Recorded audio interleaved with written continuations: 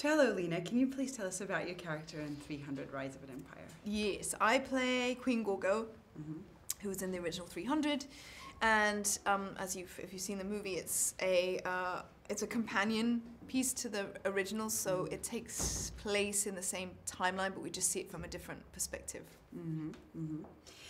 Now, my second question. So you played Queen Gorgo in the first installment. How is she different in this one? And did you feel you needed to prepare differently? Also, you have a different director on board this time. Was it easier, more difficult? It's a little difficult because it's 8 years later, so you think something's kind of finished, and then you pick it up again, which is fine. You know, Gorgo's a very straightforward character. She's kind of loyal and honourable and not necessarily fearless, but she knows that, you know, the Spartan way of life is that death is always a possibility, and that you embrace it with glory. And so we kind of meet her as this queen whose husband is away fighting, and then she discovers that he's been killed, and things change for her a little then.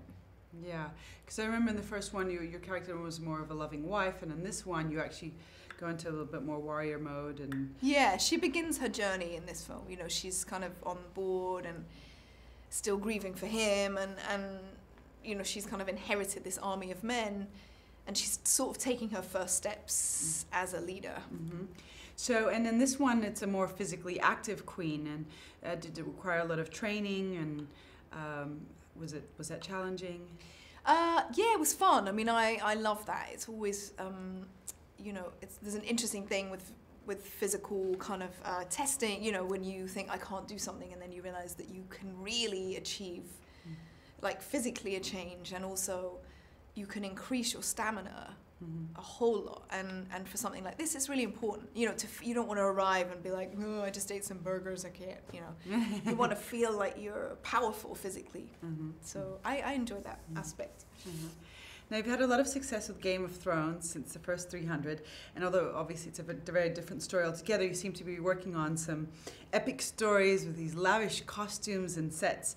Are you enjoying this sort of grand themes, and do you think you'll ever be content doing like a little a modern romantic comedy? Yeah, I'd love to. I mean, I love all that. I do all that stuff. I think people don't see it as much, you know.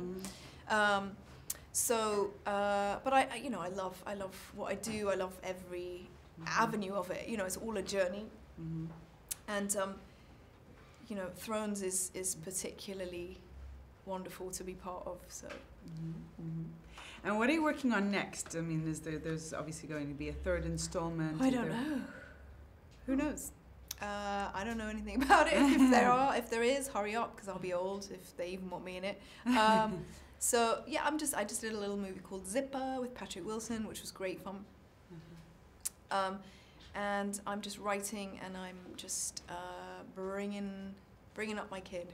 And any discussions for the next installment of Game of Thrones? Yeah, we talk. I mean, we always talk about it with David and Dan, who are kind of genius writers, and they like to tease us a lot, so I never know. Till you get the script, you never know what's happening, you know? There's kind of always talk.